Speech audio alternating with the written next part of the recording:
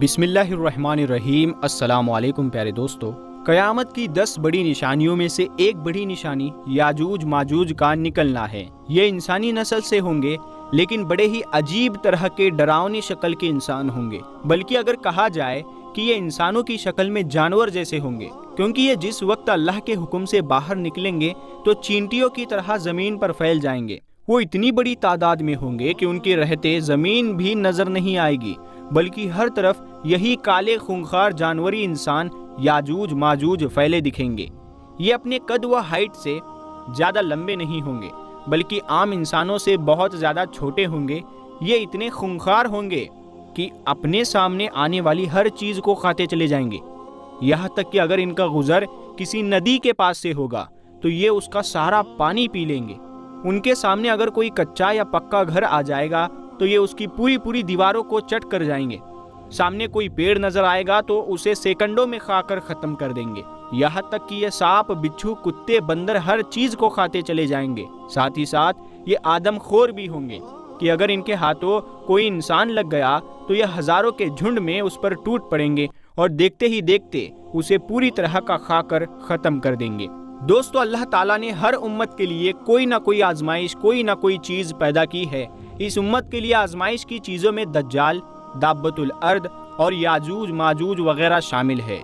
हुजूर सल्लल्लाहु ताला अलैहि वसल्लम ने याजूज माजूज के बारे में बहुत तफसील के साथ हदीसों में बयान फरमाया है कि वो एक ऐसा फितना होगा कि जो सारी उम्मत के लिए वबाल बनकर सामने आएगा। याजूज माजूज का जिक्र दूसरे मजहबी किताबों में मिलता है कि दुनिया ख़त्म होने से पहले एक ऐसी खूंखार कौम लोगों के बीच निकलेगी कि जो सभी चीज़ों को तबाह बर्बाद कर देगी। असल में याजूज माजूज हज़रत नूह अलैहिस्सलाम की औलादों में से एक कौम है कि जिसे अल्लाह ताला ने क़यामत तक के लिए लोगों की नज़रों से छुपाकर उसे एक बहुत बड़ी दीवार के पीछे कैद कर दिया है। लेकिन जब क़यामत से पहले इनके निकलने का वक्त करीब आ जाएगा तो यही याजूज माजूज उस दीवार को तोड़कर बाहर निकलेंगे और फिर सारी दुनिया में फसाद बर्पा करेंगे। कुरान में अल्लाह ताला ने 16वें और 17वें पारे में याजूज माजूज का जिक्र हजरत जुल्करनैन के वाक़ये में कुछ तफसील के साथ फरमाया है कि सारी दुनिया को फतह करने वाले नेक बादशाह हजरत जुल्करनैन जब सफ़र करते करते पूरब की तरफ बहुत दूर निकल गए तो अचानक उन्हें 2 पहाड़ों के बीच खंडरात में एक बहुत ही बेबस कौम रहती नजर आई। उस कौम ने हजरत जुल्करनैन के अच्छे अखलाक देखते हुए उन्हें अपना बादशाह तस्लीम कर लिया। लेकिन जब हजरत जुल्करनैन उन्हें छोड़कर जाने लगे तो उस कौम ने अपनी तकलीफ़ें हजरत जुल्करनैन से बताई कि ऐ बादशाह सलामत, हम जिस इलाके में रहते हैं तो इधर पहाड़ के उस तरफ याजूज माजूज की कौम रहती है। वो सब अक्सर हम लोगों पर हमला करके हमारी सारी चीज़ों को लूट लेते हैं।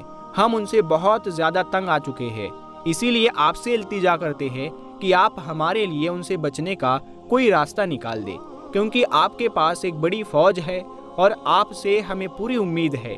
इसीलिए आप इस पहाड़ के बीच कोई ऐसी दीवार बना दे कि जिसकी वजह से याजूज माजूज कभी भी हम पर हमला ना कर सके। उस कौम ने कहा कि ऐ बादशाह सलामत, हम इस काम के बदले में आपको कुछ पैसे वगैरह भी देने को तैयार है। लेकिन हजरत जुल्करनैन ने पैसे लेने से इनकार करते हुए कहा कि नहीं, मेरे अल्लाह ने मुझे बहुत कुछ दिया है, वो काफ़ी है, इसीलिए मैं तुम्हारा ये काम करने को तैयार हूँ, लेकिन इस काम में तुम लोग मेरा पूरा साथ देना। वो सारी कौम तैयार हो गई और फिर हजरत जुल्करनैन के हुक्म पर लोहे की बड़ी बड़ी सीलटें बनाई गई और उन्हें हजरत जुल्करनैन ने ज़मीन में बहुत गहरी नींव खुदा कर अंदर से एक मजबूत दीवार बनाना शुरू की। हजरत जुल्करनैन ने उस लोहे की दीवार को इतना ऊंचा बना दिया कि वो 2 पहाड़ों से जा लगी। इसी तरह लोहे की 2 दीवारें बनाई गई और उन दोनों के बीच थोड़ी सी जगह खाली रखी गई। फिर हजरत जुल्करनैन ने कौम के लोगों को हुक्म दिया कि ऐ लोगों, अब तुम मेरे लिए दुनिया की सबसे मजबूत चीज़ सेसा लेकर आओ कि मैं उसे पिघलाकर लोहे की इन दोनों दीवारों के बीच में डाल दूं, ताकि ये याजूज माजूज कौम अब कभी भी इस दीवार को तोड़कर बाहर ना आ सके। और फिर हजरत जुल्करनैन ने उस लोहे की दीवार में सेसा पिघला कर भर दिया। کہ جس کی وجہ سے وہ دیوار اس قدر مضبوط ہو گئی کہ پھر یاجوج ماجوج کی لاکھوں کی تعداد بھی مل کر اسے توڑ نہ سکی۔ جب وہ دیوار بن کر تیار ہو گئی تو قوم کے لوگ حضرت ذوالقرنین کے پاس آ کر ان کا شکریہ ادا کرنے لگے۔ تو حضرت ذوالقرنین نے فرمایا کہ اے لوگو، یہ دیوار صرف وقتی طور پر تمہاری حفاظت کے لیے ہے، اسی لیے جب بھی میرے اللہ کا حکم آ جائے گا تو یہ دیوار ٹوٹ کر فنا ہو جائے گی اور یاجوج ماجوج لوگوں کے بیچ نکل کر فساد مچائیں گے۔ ہمارے حضور صلی اللہ تعالی علیہ وسلم نے یاجوج ماجوج کی اسی دیوار کے بارے میں بتلاتے ہوئے فرمایا کہ یاجوج ماجوج کی قوم روزانہ اس مضبوط دیوار کو آ کر توڑتی ہے، یہاں تک کہ وہ صبح سے شام تک اس دیوار کو توڑتے ہی رہتے ہیں، لیکن جب وہ دیوار توڑتے توڑتے آخری حد تک پہنچتے ہیں تو ان کا سردار کہتا ہے کہ چلو اب واپس چلو، آگے کی دیوار ہم کل آ کر توڑیں گے۔ لیکن اگلے دن جب وہ اس دیوار کے پاس واپس لوٹتے ہیں تو اللہ تعالیٰ اس دیوار کو پہلے سے بھی زیادہ مضبوط کر دیتا ہے اور پھر سے وہ یاجوج ماجوج اس دیوار کو شام تک توڑتے رہتے ہیں۔ آخر جس دن یاجوج ماجوج کے نکلنے کا وقت قریب آ جائے گا تو اس دن وہ دیوار کو توڑتے توڑتے آخری حد تک پہنچیں گے تو شام کو ان کا سردار کہے گا کہ چلو اب واپس چلو، انشاءاللہ کل آ کر ہم اس دیوار کو پھر سے توڑیں گے۔ حضور صلی اللہ تعالی علیہ وسلم نے فرمایا کہ جب ان کا سردار انشاءاللہ کہہ دے گا تو اس کی برکت سے وہ دیوار پوری رات اپنی اسی حالت پر باقی رہے گی اور پھر اگلے دن یاجوج ماجوج آ کر اس دیوار کو پوری طرح توڑ دیں گے اور لوگوں کے بیچ نکل کر ایسا فساد مچائیں گے کہ ساری کی ساری زمین کانپ اٹھے گی۔ ان کے راستے میں جو بھی چیز آئے گی وہ اسے کھاتے چلے جائیں گے۔ اگر ان کا گزر ندیوں کے پاس میں ہوگا تو وہ اس کا سارا پانی پی لیں گے۔ انسانوں کی بستی میں آ کر خون خرابہ شروع کر دیں گے اور وہ ایسے آدم خور ہوں گے کہ انسانوں کو چیر پھاڑ کر کھا ڈالیں گے۔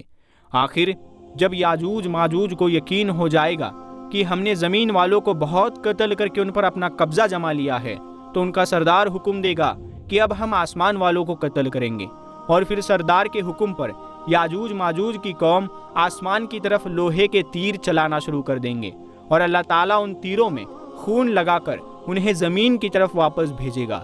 تو یہ یاجوج ماجوج اسے دیکھ کر بہت خوش ہوں گے کہ ہمارے تیروں سے آسمان والے بھی مرنے لگے ہیں۔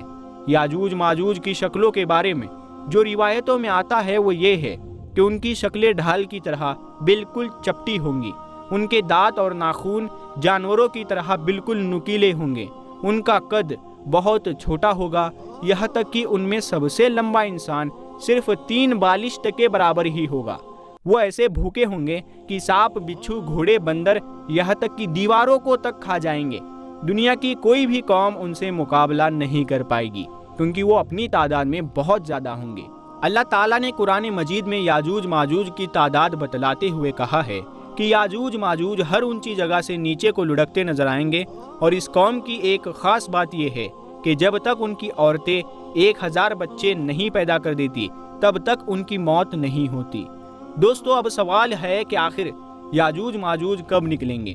تو حدیث کے مطابق یاجوج ماجوج کے نکلنے کا جو وقت بیان کیا جاتا ہے وہ یہ ہے کہ دجال نکلنے کے کچھ ہی سالوں کے بعد حضرت عیسیٰ علیہ السلام آ کر دجال کو قتل کریں گے، اور پھر سارے عیسائی مسلمان ہو کر حضرت عیسیٰ علیہ السلام کو ہی اپنا بادشاہ تسلیم کر لیں گے اور ہر طرف خوشحالی ہی خوشحالی ہوگی۔ لیکن تبھی اچانک ایک دن اللہ کے حکم سے یاجوج ماجوج زمین میں نکلنا شروع ہو جائیں گے، اور جب حضرت عیسیٰ علیہ السلام کو خبر ہوگی کہ یاجوج ماجوج کی قوم نکل آئی ہے تو وہ لوگوں کو حکم دیں گے کہ سبھی لوگ اپنے اپنے گھروں میں قید ہو جاؤ